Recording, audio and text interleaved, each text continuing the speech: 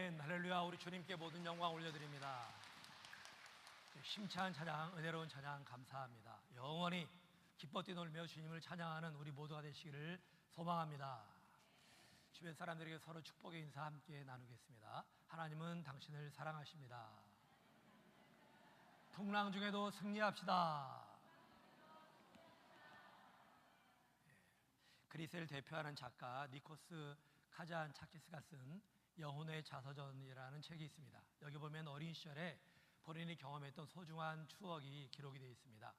이 가정은 포도를 재배해서 말려다가 건포도를 파는 일을 했다고 합니다.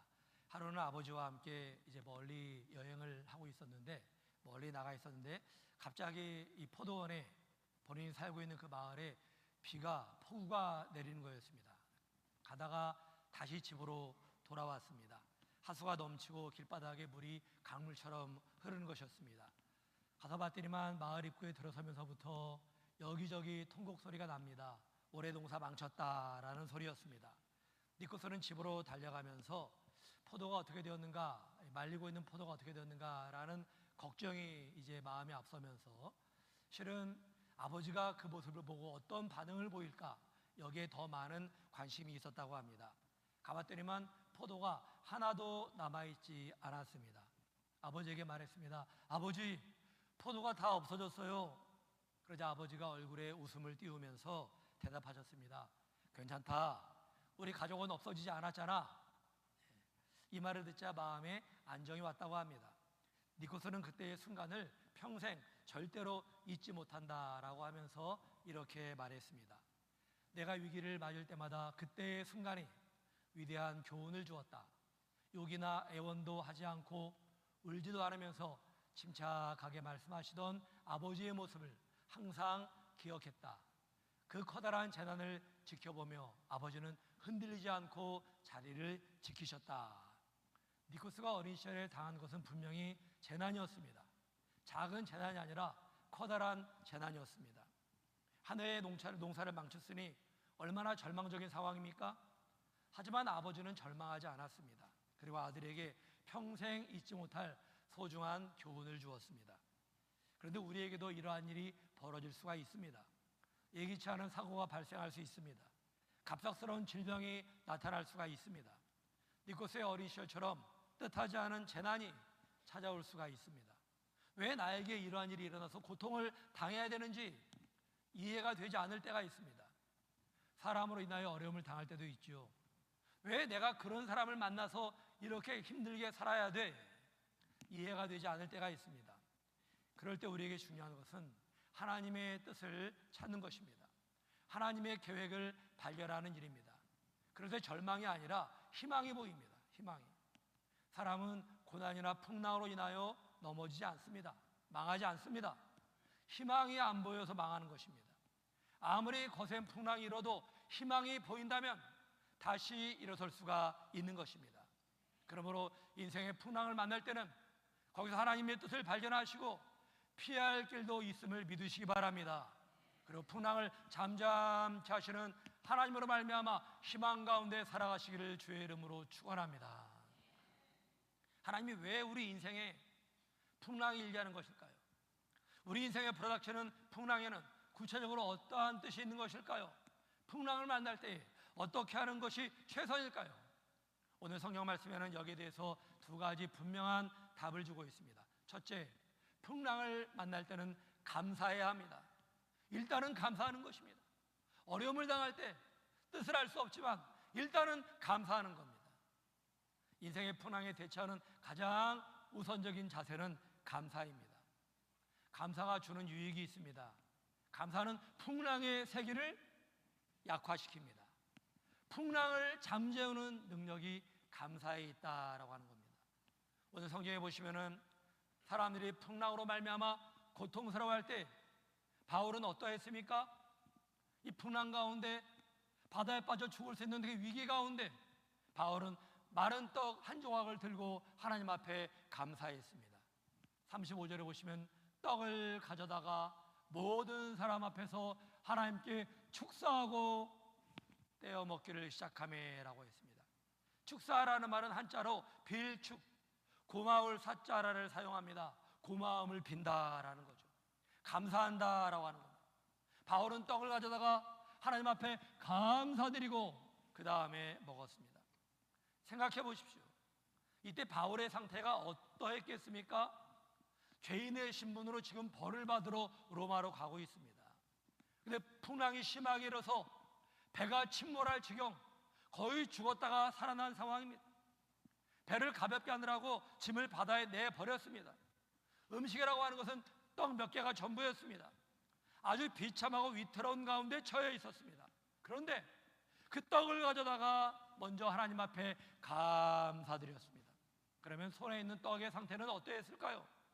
이것은 배를 타고 출항하기 전에 만들었던 떡입니다. 이렇게 풍랑을 만난 지가 14일이 지났으니까 적어도 14일이 지난 떡이었습니다. 그러니 여러분, 이게 제대로 관리가 됐겠습니까? 창고에 처박아 놨겠죠?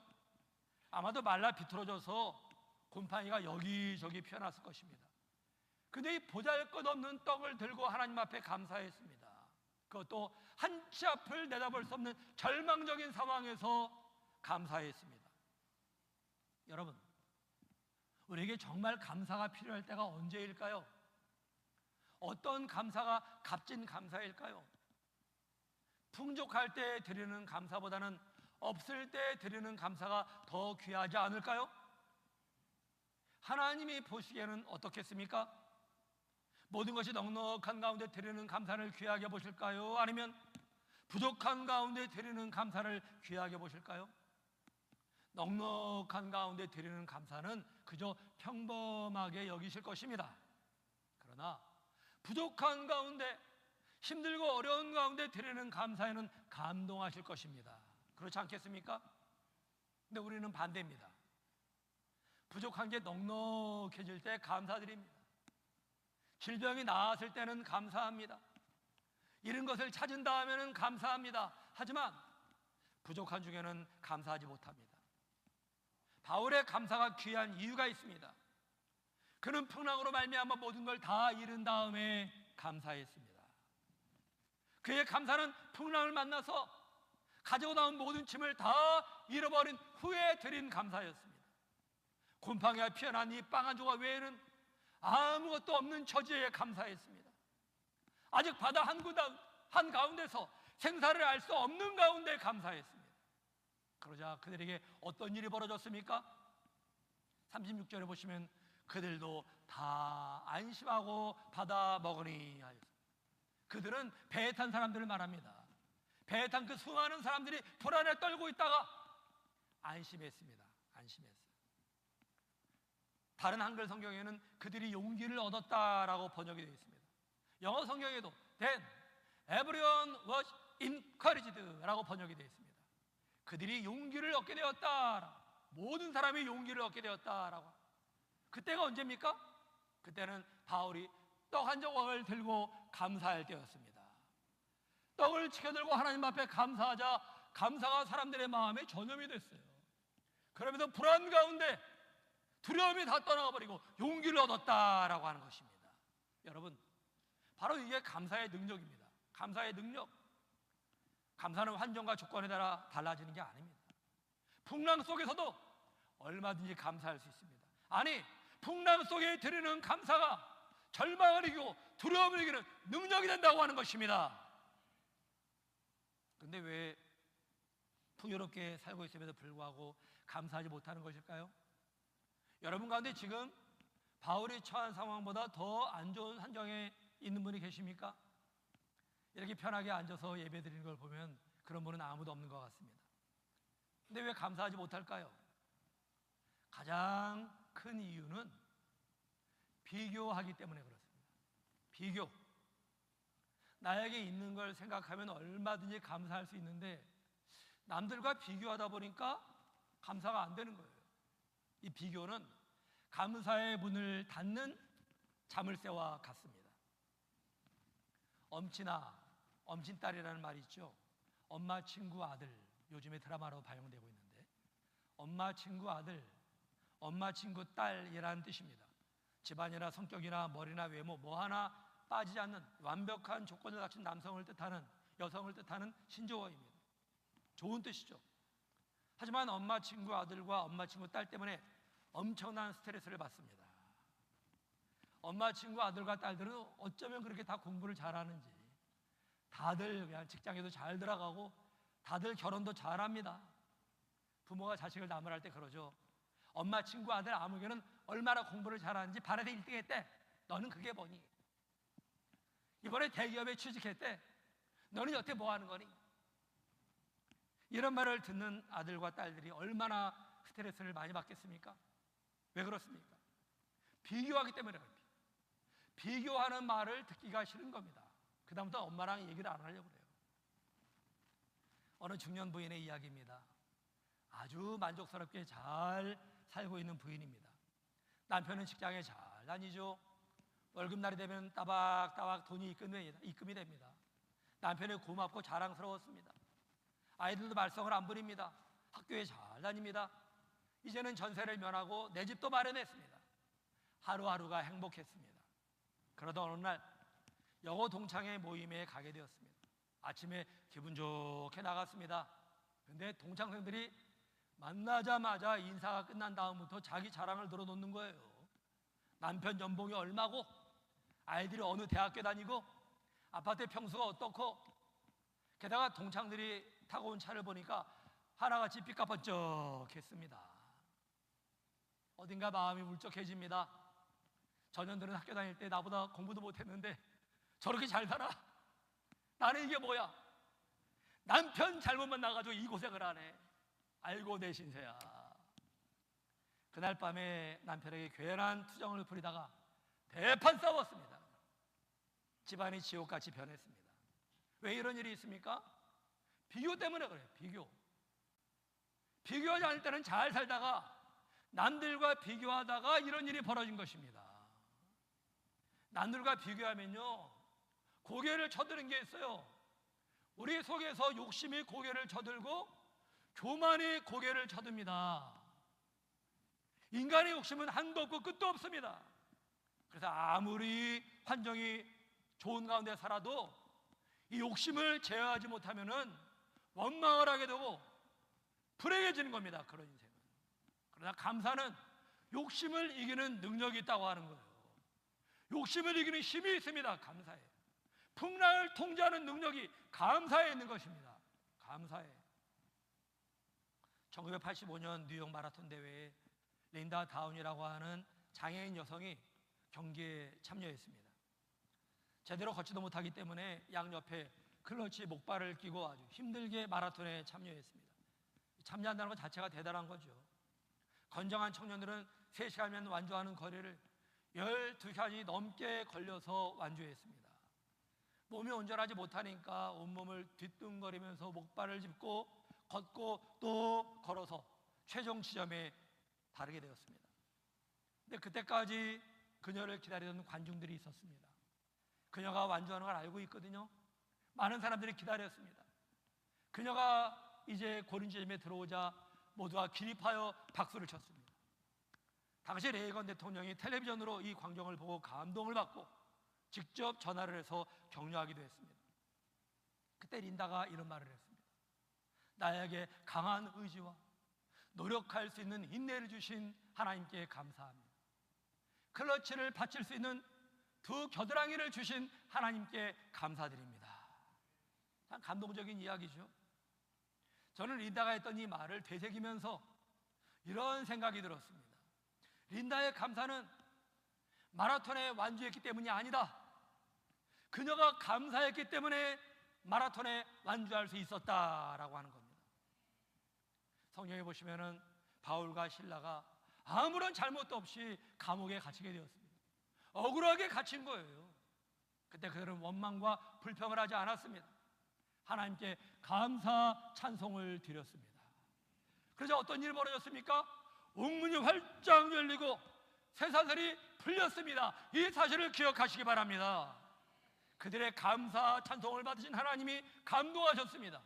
하나님이 감동하시자 그들에게 기적을 베풀어 주신 것입니다. 할렐루야! 사랑하는 성도 여러분, 감사는 행복의 문을 여는 중요한 열쇠입니다. 행복해서 감사한 게 아니라 감사해서 행복한 것입니다. 감사는 풍랑을 잠잠케 하는 능력이 있습니다. 그러므로 풍랑이 잠잠해서 감사할 게 아니라 그 전에 먼저 감사하며 살아가시기를 바랍니다. 언제나 범사에 감사하시되 풍랑을 만날 때는 더욱더 주님 앞에 감사하심으로 모든 풍랑을 잠잠하게 하시는 하나님의 은혜 가운데 거하며 살아가시기를 주의 이름으로 축원합니다. 두 번째로, 인생의 풍랑은 하나님 말씀에 귀를 열어줍니다. 고난을 통과한 성도와 그렇지 못한 성도의 가장 큰 차이가 있어요. 뭘까요? 겸손과 교만의 차이입니다. 고난을 통과하면요, 사람이 겸손해져요. 사람은 누구든지 백이면 백 다 그렇습니다. 고난을 통과해야 겸손을 배우게 됩니다. 사람은 본래 교만한 상태로 태어났습니다. 모든 사람이 다 그렇습니다. 교만한 상태로 태어났어요. 그래서 겸손한 게 정상이 아니라 교만한 게 정상입니다. 사람은요. 다만 이 교만이 표현될 기회가 없을 뿐입니다. 돈이라든지 권력이든지 지식이든지 가진 게 없어서 그렇지, 가진 게 많으면 많을수록 교만이 드러나게 돼 있어요. 그게 사람입니다. 그러나 고난을 통과한 사람은 다릅니다. 고난을 통과한 사람은 가진 게 있으나 없으나 겸손하게 살아갑니다. 스위스의 법률가요, 학자요, 정치가요, 스위스의 성자라 불리우는 시힐리가 이런 말을 했습니다. 고난 속에서 비로소 우리는 자기 자신을 알게 된다. 고난을 당하지 않으면 내 모습이 안 보입니다. 우쭐대는 내 모습만 보이는 거예요. 그러나 고난을 통과하면서 내 모습이 발견된다는 거예요. 그리고 고난만이 올바른 의미에서 사람을 겸손하게 한다. 고난을 통과할 때 사람이 겸손해진다라고 하는 거죠. 고난이 주는 또 하나의 선물이 있습니다. 하나님 말씀을 대하는 태도가 달라진다라고 하는 거예요. 고난을 통과하면 사람이 겸손해집니다. 그리고 하나님 말씀에 귀가 열립니다. 하나님 말씀에 귀를 기울이게 되는 것입니다. 고난을 통과하지 않은 사람은 모든 판단의 기준이 나입니다. 자기 자신이에요. 하나님을 믿는다고 하면서도 말씀을 판단하는 기준이 내가 되어버립니다. 내가 판단하기에 듣기 좋은 건 받아들이고, 내가 볼 때 듣기 싫은 소리, 내가 판단할 때 옳지 않은 건 받아들이지 않습니다. 그러나 고난을 통과하면 달라집니다. 삶의 기준이 내가 아니라 하나님이 돼요. 나를 판단하는 기준도 하나님 말씀이 되고, 나를 이끌어가는 힘이 하나님 말씀이 되는 것입니다. 오늘 읽은 사도행전 27장에 보시면은 지중해 해상에서 276명을 태운 배가 로마로 가고 있었습니다. 배 안에는 호송하는 군인들이 있었고, 죄인들이 있었고, 상인들이 있었습니다. 바울도 죄인의 신분으로 그 배에 함께 타고 있었습니다. 이번 항해가 위험할 것이라고 하나님이 미리 바울에게 말씀하셨어요. 바울이 선장과 선주에게 말했습니다. 이번 항해는 위험할 것입니다. 하나님이 나에게 말씀하셨습니다. 출항 날짜를 미루시기 바랍니다. 내가 보니 이번 항해가 화물과 배만 아니라 우리 생명에도 타격과 많은 손해를 끼치게 될 것이오라고 말했습니다. 그런데 선장과 선주가 바울의 말을 듣지 않고, 백부장이 바울의 말을 듣지 않고 그 분야의 전문가의 말을 들었다라고 말합니다. 바울의 말을 안 들었습니다. 하나님 말씀을 듣지 않은 것입니다. 그러자 한참 가던 도중에 갑자기 태풍이 불면서 배가 파산 직전에 놓이게 되었습니다. 태풍이 얼마나 큰지요? 바다에 광풍이 불매라고 했습니다. 이 태풍은 유라굴러라는 바람이었습니다. 너무나 바람이 세니까 광풍이라 미친 바람이다. 이 풍랑으로 말미암아 많은 화물들을 다 버릴 수밖에 없었습니다. 14일 동안 바다에 표류하면서 일생일대의 고난을 겪게 된 것입니다. 그런데 이와 같은 풍랑을 겪으면서 그들에게 중요한 변화가 찾아왔습니다. 자신의 한계를 느끼며 점점 낮아지게 된 것입니다. 이렇게 낮아지면서 달라진 게 있습니다. 하나님 말씀을 대하는 그들의 태도가 달라졌다라는 것. 저 낮아진 자리에서 하나님 말씀이 귀에 들어오기 시작했습니다. 27절 이후에 보시면은 극심한 분한을 겪었던 백부장과 군인들이 바울이 하는 말에 어떠한 토도 달지 않는 것을 보게 됩니다. 어수선한 틈을 타가지고 배에 탄 죄수들이 여전히 풍랑이 일고 있는데 그냥 바다로 들어가가지고 도망가려고 했어요. 거룻배를 내리려고 했습니다. 이 거룻배는 돛을 달지 않은 작은 배를 말합니다. 그래서 이들의 이동을 책임진 백부장이 내버려뒀어요. 그냥 저놈들 저거 가봐야 바다에 다 빠져 죽을 텐데 이래 주거나 저래 주거나 마찬가지니까 그래 가려면 가라, 방치해두었습니다. 그러자 바울이 백부장에게 말했습니다. 이 사람들이 모두 배에 있어야 구원을 받게 될 것이니 거룻줄을 끊어버리십시오. 바다에 못 나가게 하십시오. 그러자 백부장이 바울의 말을 그대로 듣고 순종하며 거룻줄을 다 끊어버리게 됩니다. 한 가지 사건이 더 벌어지게 됩니다. 내일을 알 수 없는 상황에서 양식을 아끼며 음식을 먹지 않는 군인들에게 바울이 말했습니다. 이제는 곧 육지에 도착하게 될 것입니다. 그러니 걱정하지 말고 음식을 먹으십시오. 그래서 그들이 어떻게 했습니까? 35절과 36절을 보시면은 떡을 가져다가 모든 사람 앞에서 하나님께 축사하고 떼어 먹기를 시작하매 그들도 다 안심하고 받아 먹으니 그랬습니다. 모두가 바울의 말을 듣고 음식을 먹었습니다.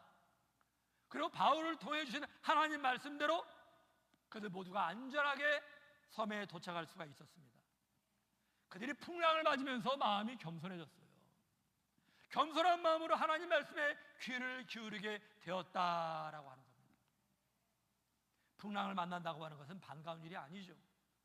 누구나 아무런 걱정 없이 부유하게 살기를 원합니다.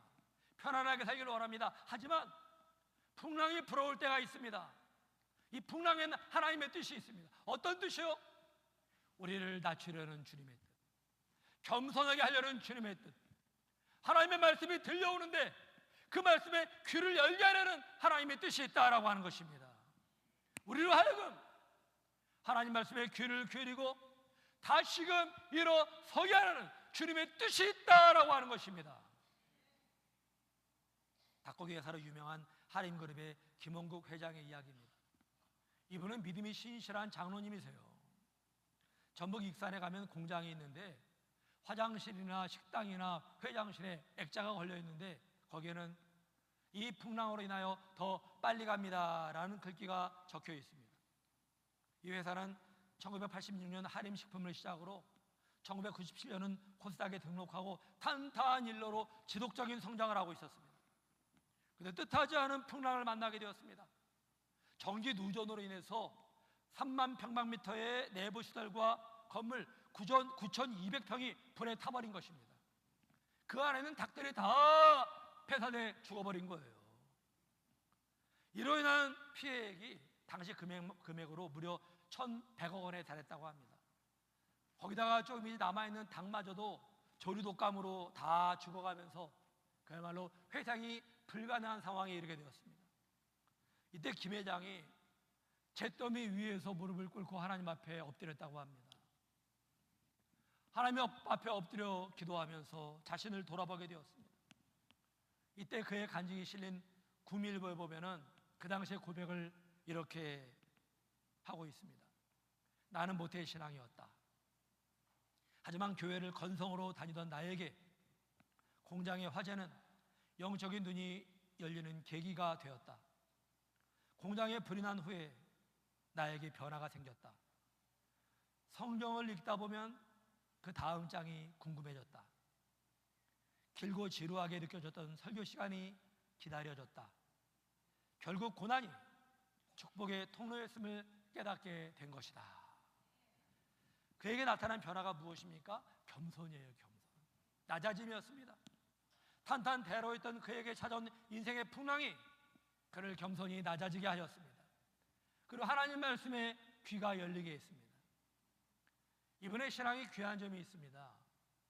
공장에 화재가 된 지 3개월이면 아직까지 정신 못 차릴 때거든요. 근데 그때 자신이 섬기던 이리 신광교회 건물 건축을 시작할 때였습니다. 하필이면은 목사님이 그러시더래요.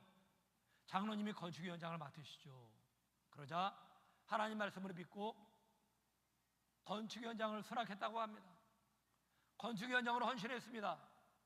여러분, 이때가 건축위원장이 할 만한 그 일을 직분을 맡을 때입니까? 회사가 정신없는데, 회사의 문제를 수습하기도 정신이 없는데 교회 건축에 헌신하라라는 하나님 말씀을 듣고 순종한 것입니다. 그대로 순종한 것입니다. 그리고 예산 450억을 투입해서 아름답고 웅장한 예배당을 지었습니다. 그러면 예배당 건축을 하는 동안에 회사는 어떻게 되었을까요? 그 몇 년 동안 회사가 기적적으로 일어나는데요, 가축 사료 부분에서 국내 1위에 올랐습니다. 하림이 2008년에 3,618억의 매출을 올렸고 25개의 계열회사 가운데 양돈업체인 선지는 2,108억, 농수산 홈쇼핑이 2,108억, 천하제일사료는 3,063억, 대상팜스코는 3,537억 원의 매출을 올리게 되었습니다. 모두가 다 하나님의 역사요 축복이었습니다. 이와 같은 주님의 역사가 여러분의 삶 가운데도 경험되기를 축원합니다. 그때 하나님의 역사를 경험하면서 풍랑으로 인하여 더 빨리 간다라는 사실을 깨닫게 되었습니다. 그래서 공장 곳곳에 커다란 액자를 다 써붙이게 된 겁니다.